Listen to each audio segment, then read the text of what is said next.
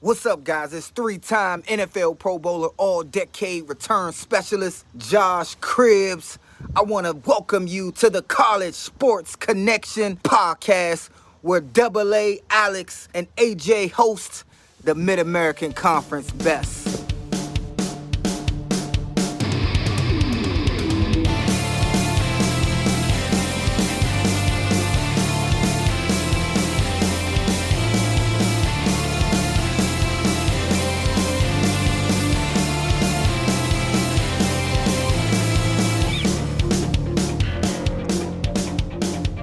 All right, everybody, welcome back to the College Sports Connection podcast. Happy New Year. I'm Alex, the captain. Joining me, as always, it's AJ, the guru. What's going on, everybody? AJ, we are back. It is a new year. The MAC has won the Bowl Challenge Cup for the best record in college football in the postseason. Pretty good way to start the year. But we're going to talk a little bit more football. AJ, we got a special guest tonight.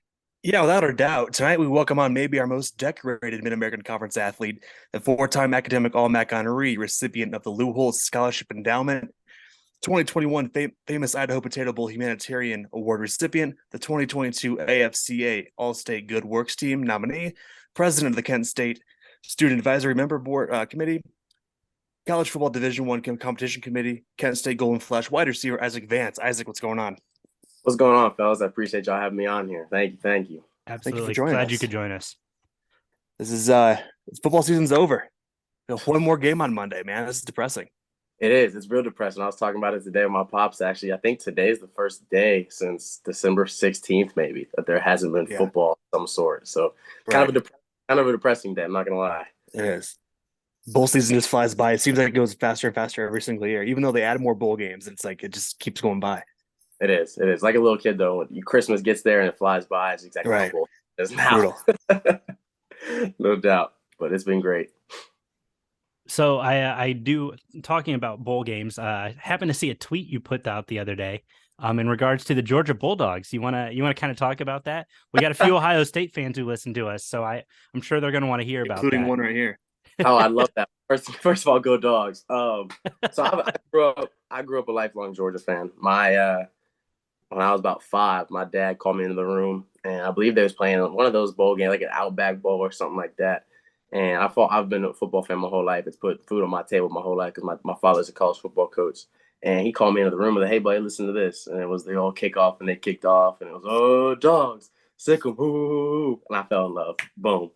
And that's all it took, especially being a sports fan. I think my mama got me like a Georgia hat a couple years later, maybe, and then it became so obsessive that I was a little kid and I wasn't watching the little kid shows. I was watching SportsCenter. That's all I did. Sure. So it became so obsessive that I always wanted a bulldog for a dog, and we just wasn't able to ever get one. It didn't ever work out. So we were like, what's the closest thing we can get to a bulldog?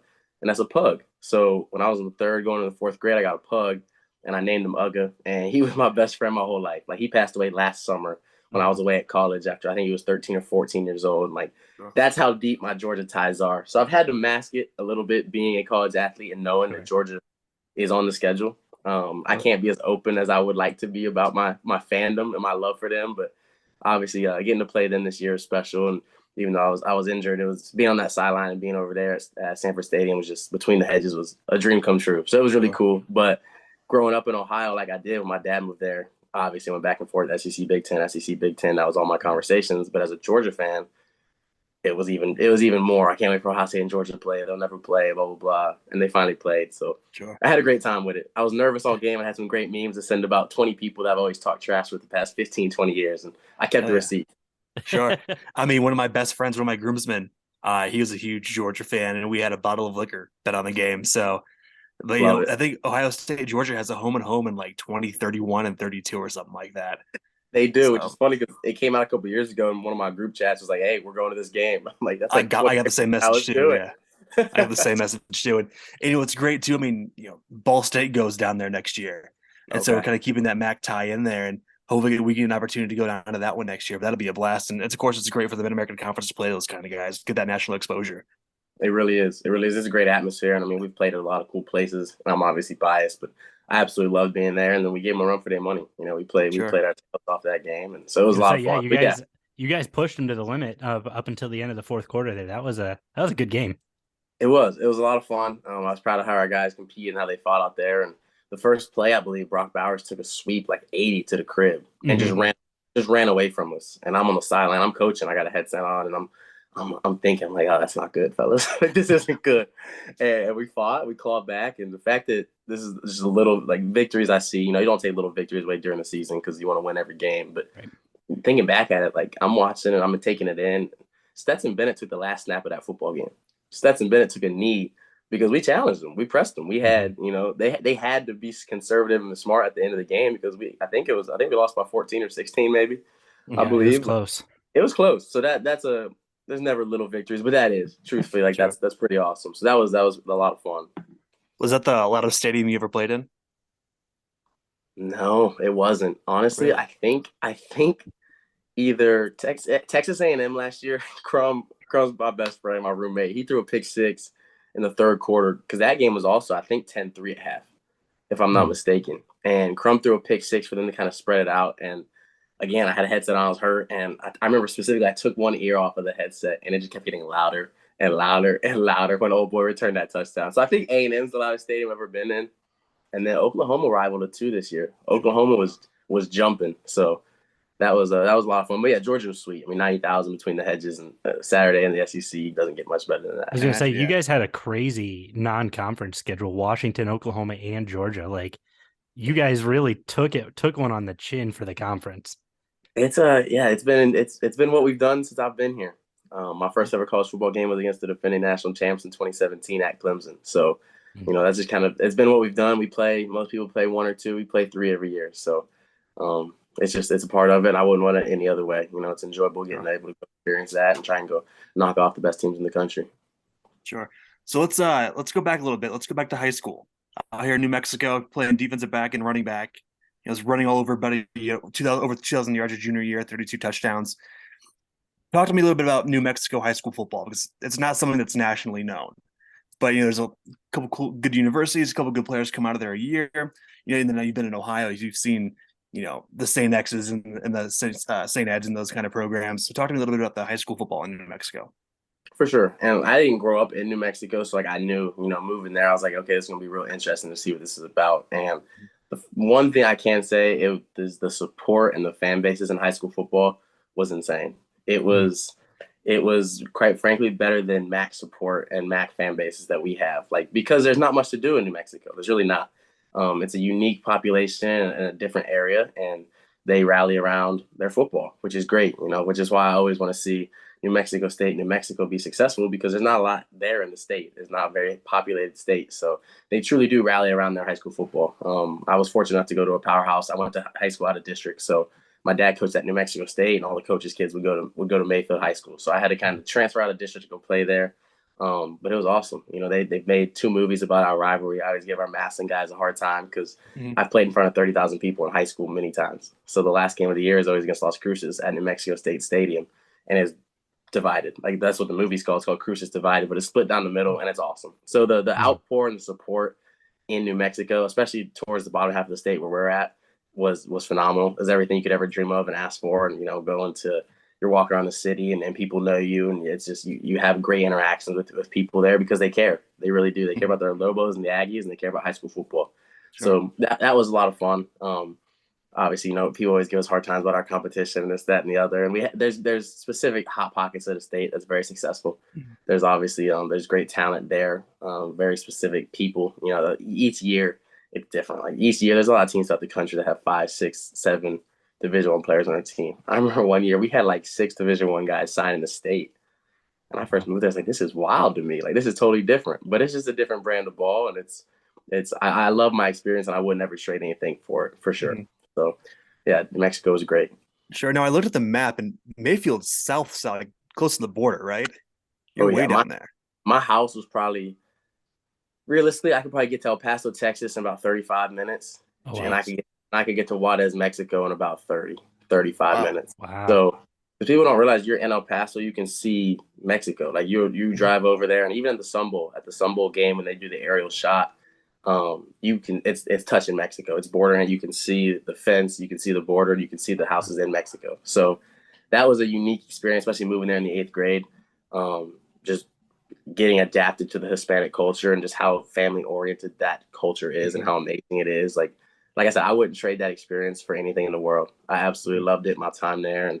But yeah, we was real South, and now I'm at the point where I claim it. I'm proud of it. I call it home. Sure. I love it.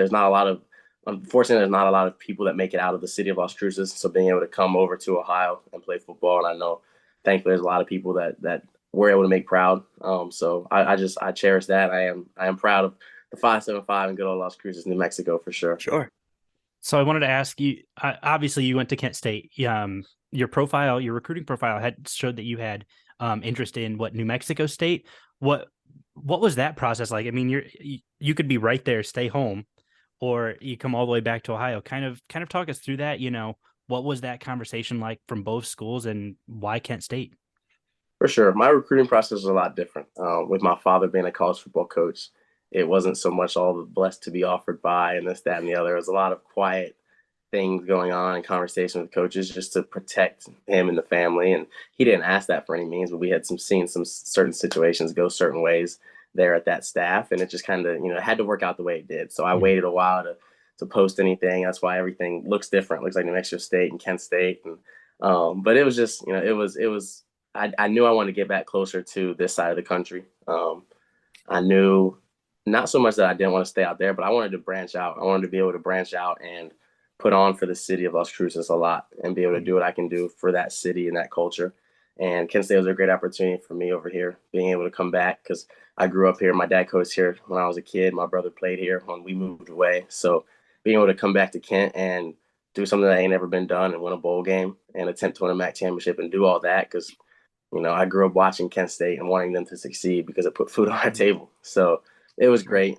It was a different recruiting experience for sure with my dad coaching at one school and me attempting to go to others. But he was awesome with the process and he let me do whatever I wanted to do.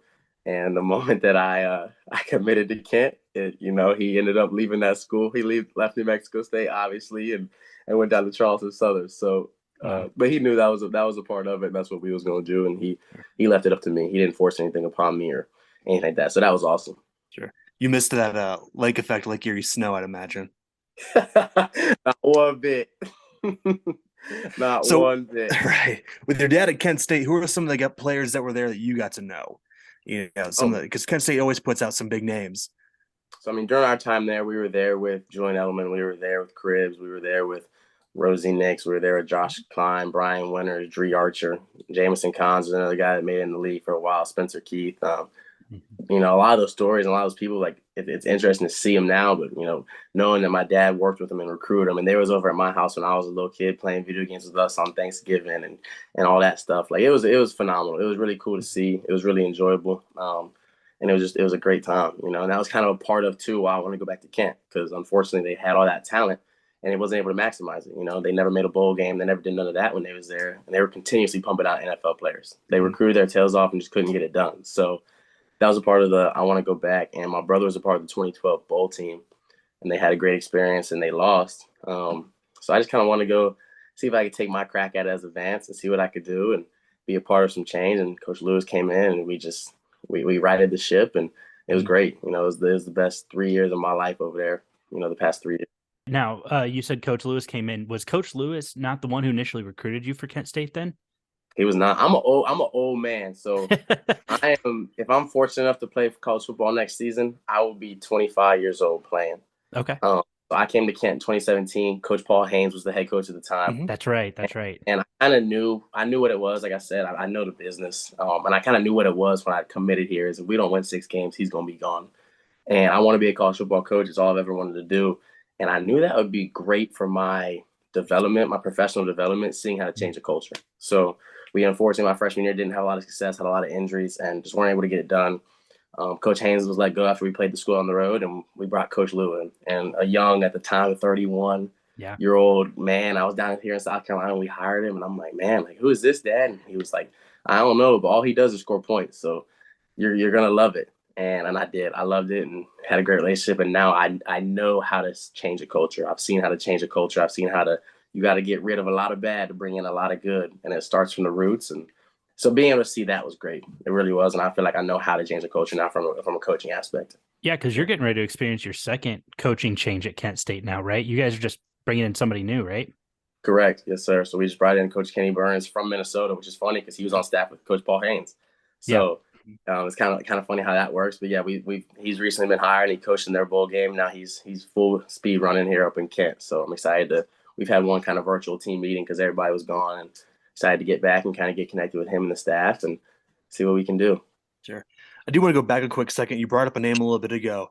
I transferred to Ball State in 2013, and Kent played in Muncie, and I did see Dree Archer play, and what a bad dude he was. Unbelievable. I haven't seen anything like him. His highlights rival the classic Tavon Austin highlights. Yeah, I did. Yeah. And people look at you like you crazy when you saying that, but everybody's seen the Tavon Austin highlights with the hell and back music in the background, and Dree Archer's highlights really resemble those a lot. I've never seen anybody be able to run the ball like him, especially on the special teams aspect of the side. Right. If he had maybe another inch and a half and 20 more pounds, he'd still be playing. Yeah. Oh, easy. And he had a great stint and had a great opportunity. And I know there were some things that he had an opportunity with the Jets and ended up staying home. And it was kind of what was going on, and we talked about that as my family and everything. But he did what 99.99% of the world would love to do and go play in the NFL. So yeah, we're proud. He torched Ball State that year too. The Lord. Torched a lot of teams. Don't take it too personal there, AJ. No, not at all. A lot. I mean, that year we had like Keith Wenning, Jonathan Newsom on defense, Willie Snead, Jawan Edwards, Eric Patterson, rest in peace. God, there was a linebacker from Michigan. His brother played there too on that team. I can't think of his name, but yeah, those were fun years to watch. Those were definitely a lot of fun. There's so much talent across the league at that point.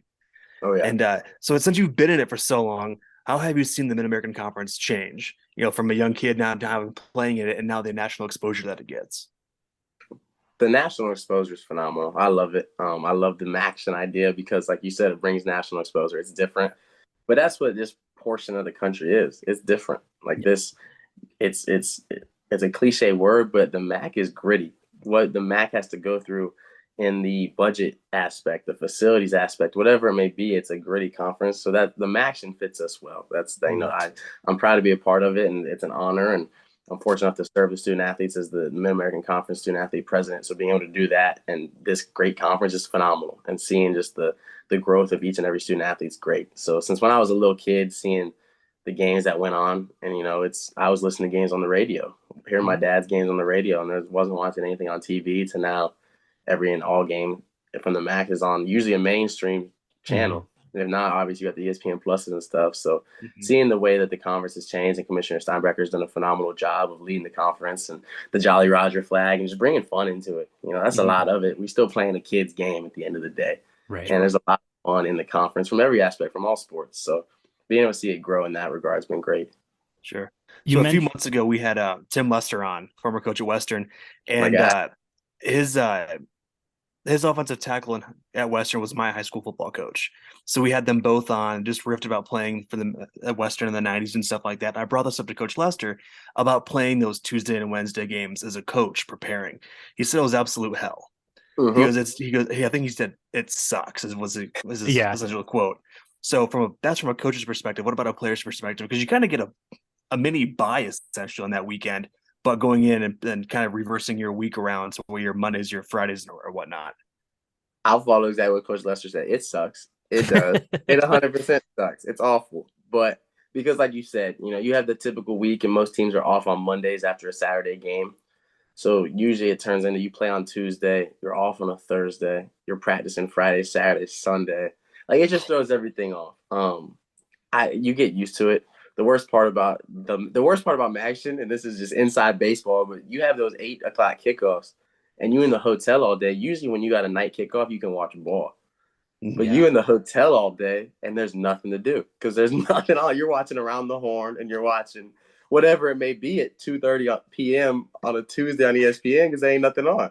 So you're really just sitting around all day, twiddling your thumbs, ready to go play. So that's the worst part about action. It does the preparation aspect. I mean, a Monday, we always talk about, like, fellas, it's Saturday on a Monday or whatever it may be. And you get used to it, but it's not enjoyable by no means. Like I would love to be able to play every game on Saturday, but I get why we do it as a conference because it's great for the conference image and all eyes are on us. That's another great thing about it. Yeah. Is once you get out there, it does feel like a Saturday, and it don't matter. Ball is ball. Once the ball's kicked off, you got that adrenaline rolling. But also the great part is there's 1, 2, 3 million people watching on ESPN because there ain't nothing else to watch. So. Sure.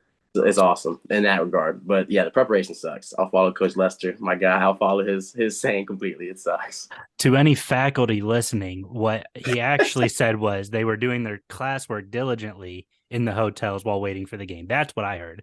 So 100%. Yeah. 100% we were.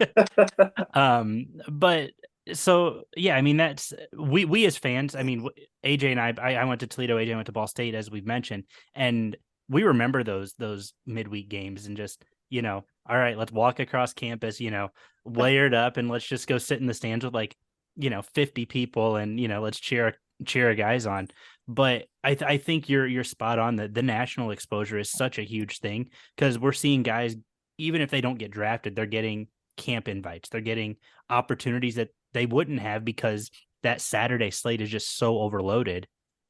They're going to worry about the Big Tens, the SECs, the ACCs. They're not going to look at the MAC as much.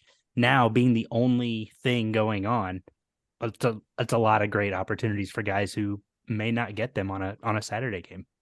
100%. Now you're spot on. It really is. It's a phenomenal exposure opportunity, and our guys do love that aspect of it. So I wanted to kind of shift over to some of the things you do off the football field. The Division I Student Athletic Advisory Committee. Talk about that. I'm not familiar with what that is, and I'm sure a lot of our listeners aren't. Kind of fill us in on your role with that. Of course. So I guess the easiest way to explain it is each university throughout the country, through Division I, Division III, has a student athlete advisory committee at the campus level, which you probably heard it called like SAC. And SAC there's representatives from each team that come together and just kind of solve the day-to-day problems in the student athlete body, and they're the student athlete voice and they're the representatives. So if we hear a message, we go back and tell our teams, the SAC members do. I've been fortunate to be a part of that at Kent State for a couple of years. And with that, there's conference SACs as well. So each conference has a SAC, and there's 2 representatives from each university. So there's a male and a female representative from Kent State, from Ball State, from Central Michigan, whatever it may be. And we meet on the same exact problems as but at the Mid-American Conference level. So with that, we'll meet just on legislation at the Mid-American Conference level, ideas, things like that. So that's a phenomenal group, and I've been fortunate enough to be the president of that. And with that, I just, I guess I kind of got not pushed into, but nominated, I think, for the Division I level of that. So there's 1 representative from each of the 32 conferences, and we tackle the NCAA's problems. But at that level, it's totally different because it's legit legislation. We're able to pass legislation, with the help of Division I Council and now the Transformation Committee and stuff like that. So it's a great opportunity. I'll actually be leaving here next week to go to San Antonio for the NCAA convention, which is really cool. We're 32 student athletes, and we're hanging out with a bunch of athletic directors and presidents and head coaches, and we're young adults hanging out with a bunch of older business people, which is great. So I really I enjoyed that. So how much of those meetings over the past 2 years have just been, loaded with this NIL, legislation and stuff like that? Because obviously it blew up this year and it's going to continue to blow up. And I can't imagine that was just an overnight decision that had to have been years in the making. It has been years in the making. And we have, at the end of the day, I'm on the football oversight committee group. So there's 1 student athlete that represents all Division I, FCS, and FBS players on a committee of, I believe, 30 people from athletic directors to head coaches to presidents to faculty athletic reps. And we have to tackle every problem in college football. So you'll see like ESPN Pete Thamel will come out and say the football oversight committee has, and that's the group that I'm fortunate to be part of. So we have a lot to tackle. I'm on a separate group that's just strictly the Division I Council Name, Image, and Likeness Working Group. And we tackle the problems of NIL. We hear it. The revision that came out a couple months ago, we wrote that, and there's a lot. It consumes a lot between the NIL landscape and the transfer portal.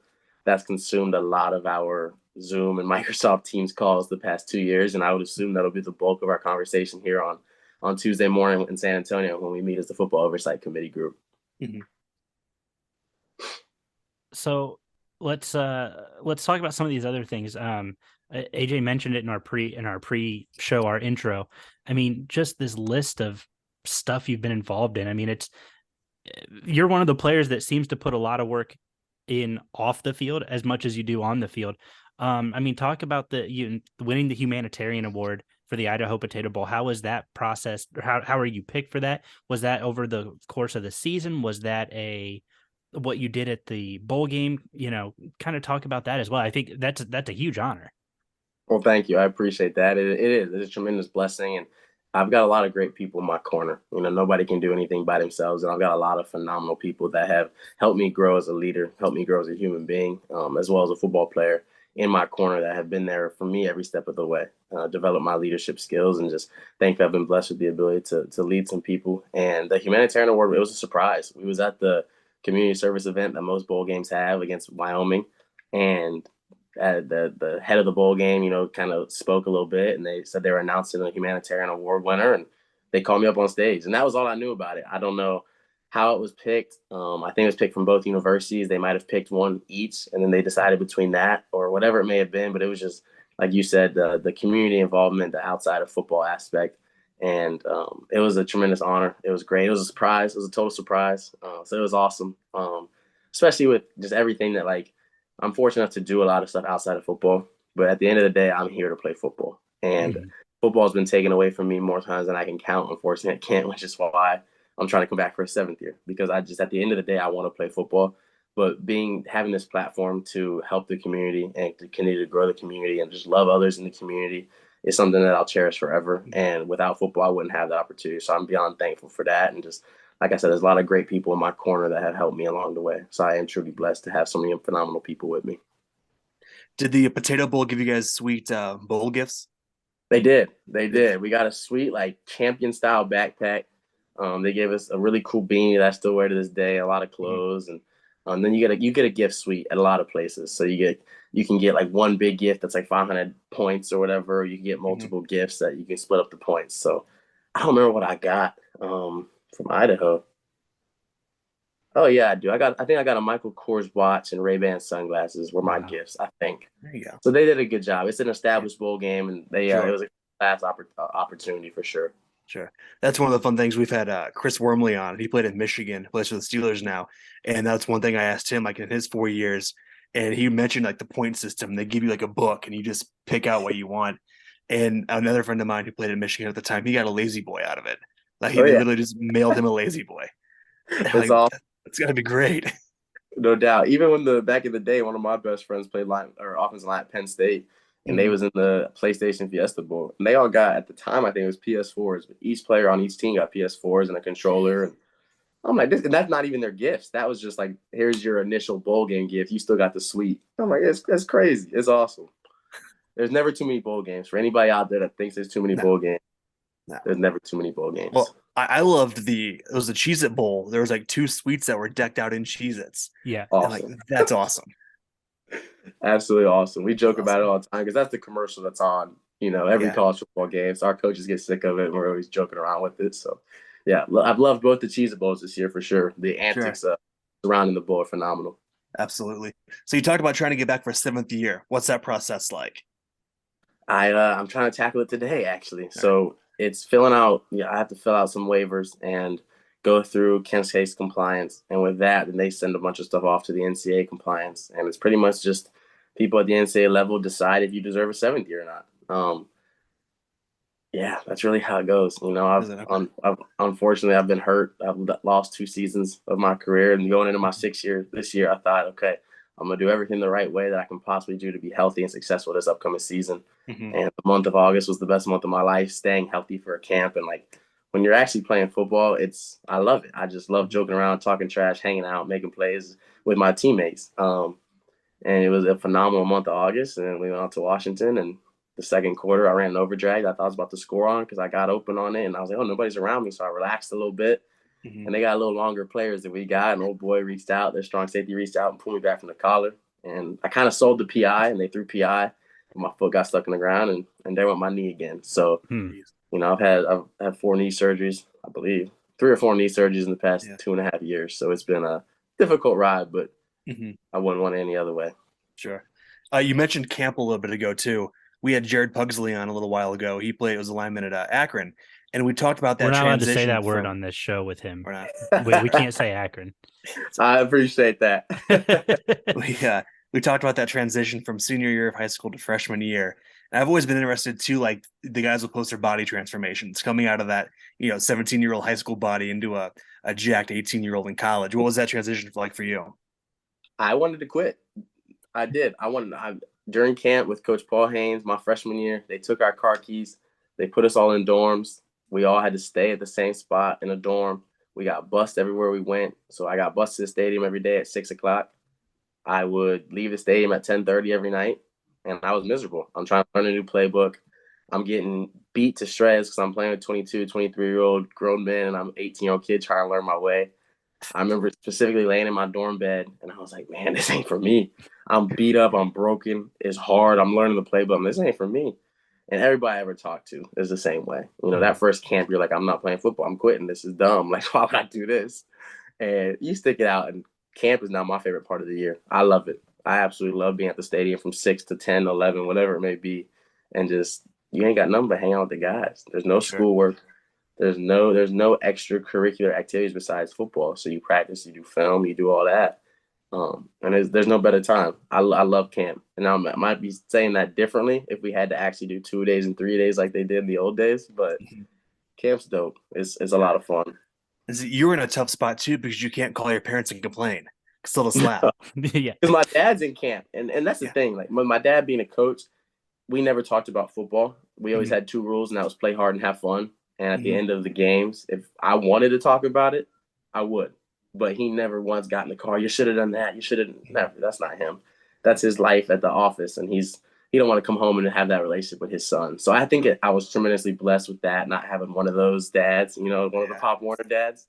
But yeah, I mean, even if I wanted to call my dad during camp, he's working because he got it too. So he's in the office, and I do remember having some conversations like that. This is hard. Like this is challenging, but you stick through it like everybody does, and you look back on it now, and every time freshmen come in, I'm like, y'all ready for camp? They're like, everybody's talking about camp. What is this camp thing? I'm like, y'all gonna find out. All right, because I don't think they even run high school 2-a-days anymore. I don't think so. I think my last year of high school was the last year 2-a-days for high school, because because that was the last year 2 days for college. So I had 2 days in high school, but never had them in college, thankfully. Jeez, we all toughed it out too because I graduated in 11, and I mean, it seemed like it could snow all summer long, but those first 2 weeks of August, it was going to be 100 degrees, whether you liked it or not. 100 degrees with the sun down, and it's miserable. 100%. It really is. That's how it works all throughout the country. Sure. I remember our practice field. It may have been like this in New Mexico too. It was just a dry piece of dirt is all it was. Yeah. It's like, it was miserable. Yeah, for sure. And you get all sweaty, and you have the damp sweat on your arms kind of, and you got cuts all over it because the grass is so hard. It's a rot. Wouldn't trade it for the world though. No, not at all. Look back on it forever. I mean, that's why I'm taking a 7th year. It's a little better conditions here at this level, but hopefully if I'm granted that 7th year, like that's what I tell people is everyone's kind of talking. Like you're going to be 25. Like I'm playing with kids. If I'm fortunate to get this 7th year, I'll be playing. I have teammates that when I was a freshman in college, they was a 6th grader, which is wild to even think. But I know if I don't come back and take the 7th year, I'll regret it for the rest of my life. Like I'm playing college football at one of the highest levels, tremendously blessed to do so. Like I can't beat this. This is great. To talk the game that we love with people like y'all and play the game, and just it's dope. I don't want to go work. I don't want to go work too soon. So sure. I mean, heck, Stetson Bennett's 25, so I mean, what can't you do, right? Correct. And he's 25 throwing to a bunch of 18-year-olds, so it works. That's exactly right. I seen something yesterday talking about Stetson Bennett's 25 and his 6th year of college. Josh Allen's 25, and it's like his 4th year in the NFL. So I'm going to break my own rule here. I apologize. I am going to ask you about Akron and the rivalry, one of the greatest rivalries in the MAC. How cool has that been to be a part of that rivalry? Obviously, you've got stuff like the Battle of I-75. You've got the battle for the bricks. The wagon wheel, I think, has such an interesting story, whether or not it's true, the history of it. I've heard a few different things from both sides. I've been at the last 2. Obviously, you guys have won the last 2. You guys have won the last 4, actually. Have you had one that has been more satisfying than any other, or do they all feel good? Well, they all feel phenomenal. Sure. I will say that. That celebration in the locker room is a little different. We light the cigars for that one and have a good time for that one for sure. Man, I mean, I would say honestly, the one in 2019 when we took the wheel back, Yep. and for the record, it ain't been back over there since because it's ours. So we've had the wheel for over 1,000, probably over 1,300 days at this point, and it's just, it's ours. That's all we know. That's all a lot of our guys know, and that's dangerous when you bring new people in because they think, that's all we do is beat the school on the road every year. It's our wheel, but that's not the case. If you haven't felt the heartbreak of losing that wheel, then you truly don't know the rivalry. Right. And that's something I'll never forget. I'm getting chills talking about it. We lost to them in 2018 on a missed extra point in overtime. And I don't know who it was, one of the media people, somebody, I was crying openly on the field, and there's a camera stuck right in my face. Somebody took the picture, posted it, and that was my lock screen for a year until we got the wheel. So in 2019, when we went over to their place and dog walked them and ran over there and grabbed our wheel, and they ain't touched it or seen it since. And I get to walk around Northeast Ohio, and anytime I see one of them, they kind of duck their heads, and I can walk out with my chest kind of puffed out. It ain't nothing like it. You can kind of see I don't like them. I never will like them. I don't like anything about them over there. I think Coach Joe Moorhead is doing a great job, and he'll have them ready to play, and they're going to get nothing but better each and every year because he's a phenomenal coach. But, yeah, I don't like those guys. I don't like the university.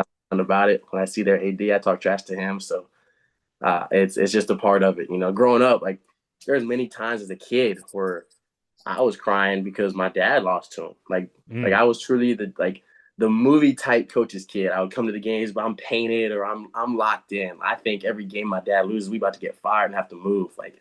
So they broke my heart many times as a kid. So being able to come up here and hold on to that wheel for my own for 4 straight years, ain't nothing better than that. Going to the basketball games and knowing that, yeah, we beat y'all in football too. It's dope. Who's got the best winning record between you and your brother for the wagon wheel?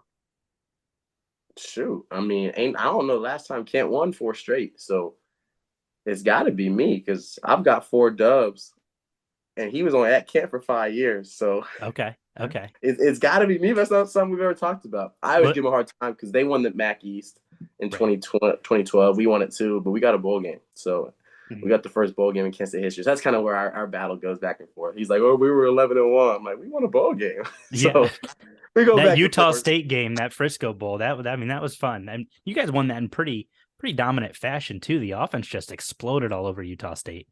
It did. It was a great. It was back and forth, and like you said, we kind of expanded it towards the end.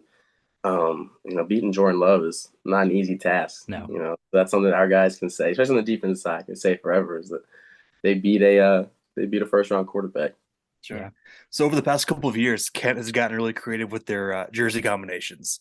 The powder blues, the yellows, one. Now, do you have any favorites or that look better on the field? I'm a big powder blue guy. I am. Yeah. I wear the same thing for every game with my spat, my one leg sleeve, my wrist tape. But last year, I came back like week 5. I was supposed to miss the whole season. It just didn't sit right with me. And so I came back and I had a 12-play limit, and I could only play special teams. I didn't practice on offense. I didn't do nothing. But once, some of us older guys found out we was getting powder blues, so I'm going to order some powder blue tape. And I came out with powder blue spat. It was crazy. So I'd probably say the powder blues is my favorite. I love the wolf grays. Yeah, those look good. I don't know. Like I said, and this is going to sound bad, and it might sound bad to whoever's listening, but that was all Flash Fast stuff. On our pants, it said Flash Fast. And I know with the hiring of Coach Burns, it's Kent Grit now. And we haven't really had a chance to talk and be around the team because we've been on vacation. But I'll be interested to see what happens with that because, our uniforms say Flash Fast. Right. So that was all Coach Lou, bringing all those unis in. I think we might have one uni that don't say Flash Fast on the pants. So I don't know. We're going to see what happens with all that. It'll be real interesting. I've wondered that since the day he got here, and I knew we were going to have success and he was going to move on. And I'll be like, man, but now it involves me because I'm still here. So we'll see. Right. It'll be real interesting to see what happens with the unis. Right. You talk about the powder blues. We were at the MAC championship against Northern Illinois that year. And talk about that week. I mean, obviously playing for a MAC championship is huge. Playing in Detroit, not that far from home. So you're going to have a good crowd. And, we were in the press box and talk about a phenomenal crowd that was. I mean, both schools brought it that day. There's probably 20-some thousand in Ford Field that week. So talk us through that week. That was our first MAC championship with fans in the stands. We were there the year before with Ball State when it was just us and the players, which was a wild scene in itself. There was like 200 people there, and yeah, it was nuts. And 190 of them were players. Like it was unreal. That's dope. I got to be there for that though. It was wild. It was an unreal experience for sure. But yeah, talk through that your guys' MAC championship run or MAC championship appearance. Yeah, it was great. It's bitter talking about it because we didn't finish the job. But you have to be, put into perspective that we did something that isn't done at Kent State a lot. It's been done at Kent State one other time besides the 72 team, and they won the MAC without going to a championship game. I was kind of given to them at the end of the year. So that week was sweet. First of all, Coach Lou's rule was we don't practice inside unless we finna play inside or it's a bowl game because that's a reward. Mm-hmm. So the fact that we got to practice inside that whole week was sweet. That was great. But man, it was surreal. It really was. Like, it was surreal. You're in the hotel, you're in that giant hotel where both teams stay, and the hallways is decorated, the elevators is decorated. There's Kent stuff here and NIU stuff here, and it's just you walk out onto the field and it took your breath away. Like, we've been fortunate to play in some of the coolest atmospheres in college football with them full. And walking in the Ford Field, the lights were just a little bit brighter.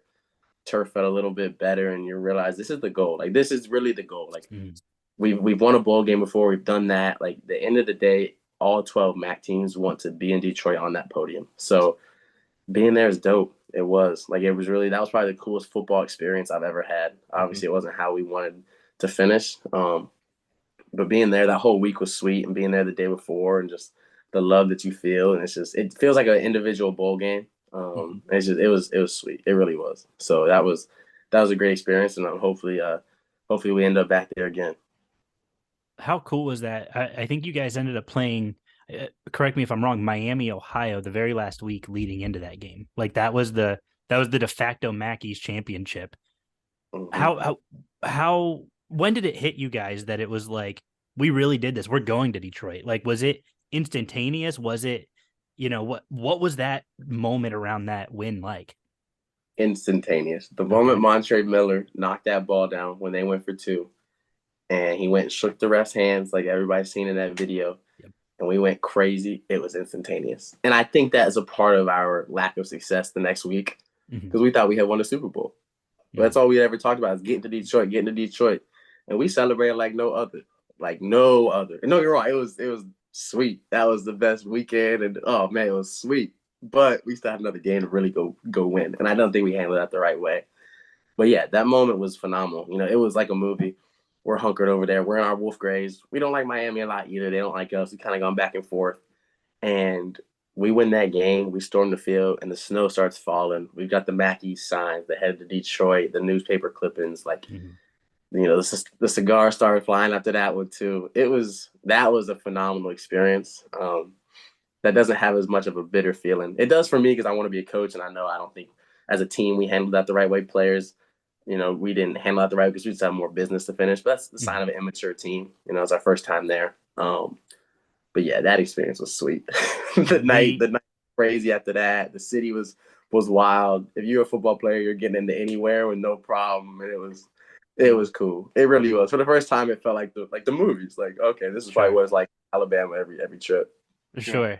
You, I was there for the Kent State Akron game this year, and we got to see Gary Pinkel. Talk to I think he talked to the team the night before, maybe the day of the game, and they were doing the anniversary of that 72 championship team. Saw the video of Nick Saban. Who else did you guys see? I know, but tell our audience, who else did you guys see that people don't really know anything about him anymore? Your guys had a special guest show up. So that was, I believe that. So we was at the hotel. Yeah. Unfortunately, Gary Pinkel, he went and spoke to the 72 team, and Coach Lou was there. Mm-hmm. I don't even know this. Was it Jack Lambert? It was. Did he end up pulling up? Yeah, he showed up. He showed up for, I think, one of the meetings, but then didn't come to the game the next day. Correct. Okay. So yeah, so they had a dinner at one of the local restaurants that night, the night before the game. Yeah. And there was a 72 team, and Lou and some of our coaches was there.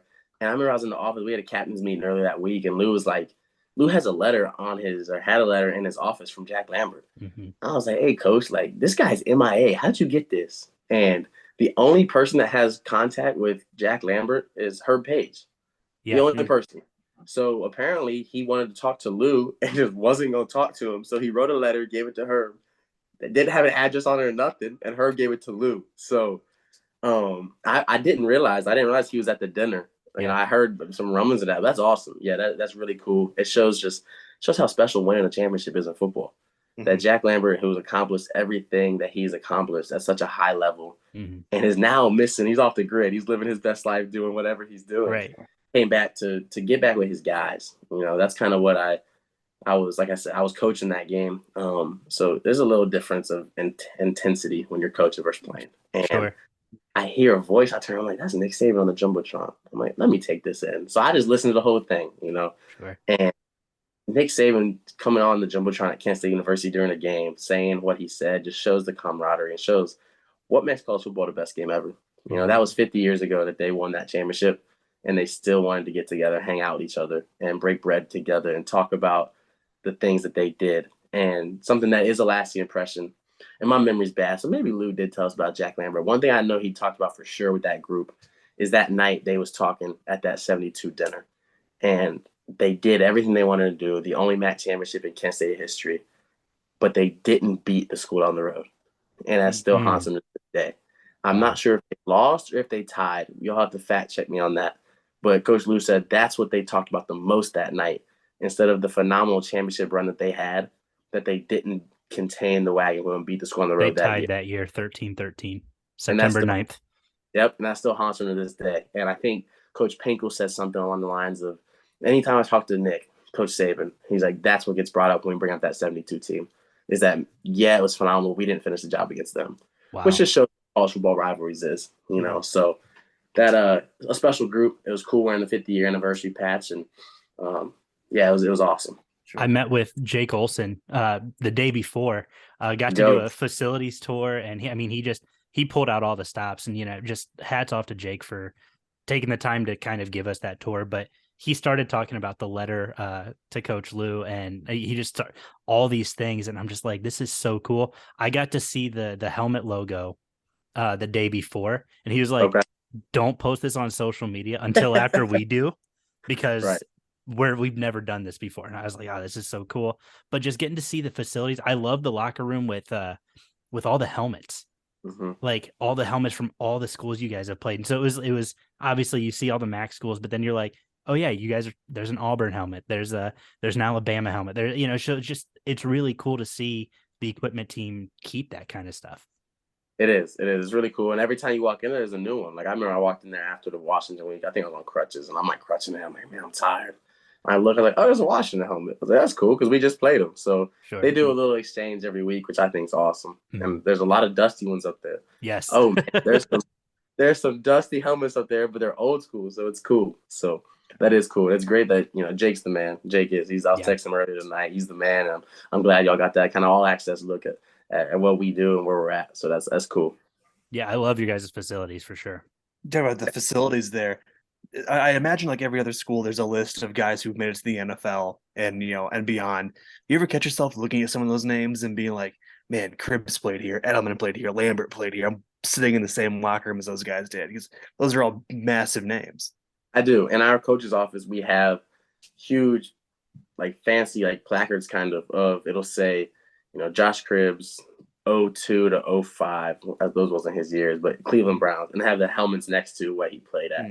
And I see it from two different perspectives. It's really cool seeing that from a current Kent State player. I'm like, man, that's dope. Like they did that. They came from Kent, the exact places I'm standing, and accomplished things that everybody would love to accomplish, but they had a little bit something different to them that allowed them to accomplish that. And then it's also really cool for me because, like we talked on earlier tonight, I grew up with those guys. Like I remember specifically, I think I have a picture of me sitting on James Harrison's lap in the coach's offices. Like I grew up with those guys. So seeing them as a kid, I didn't really see them as the star-studded what they were. I saw them as my big brothers, and I was around the facility all the time because I was a football junkie, and I just loved it. And now seeing the success that they had, you know, and still are having, is sweet. So it's kind of like a proud big brother moment. I know my dad and the rest of the old staff is proud of those guys and stays in contact with them. And so from two different perspectives, it's both really cool. Sure.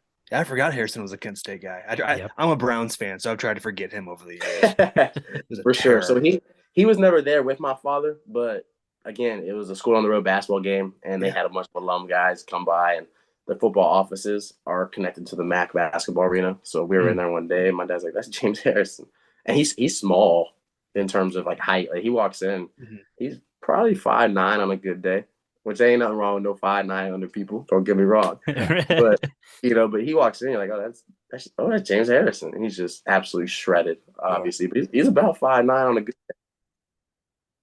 No doubt. He could wake up tomorrow and go do whatever he wanted to any offensive line.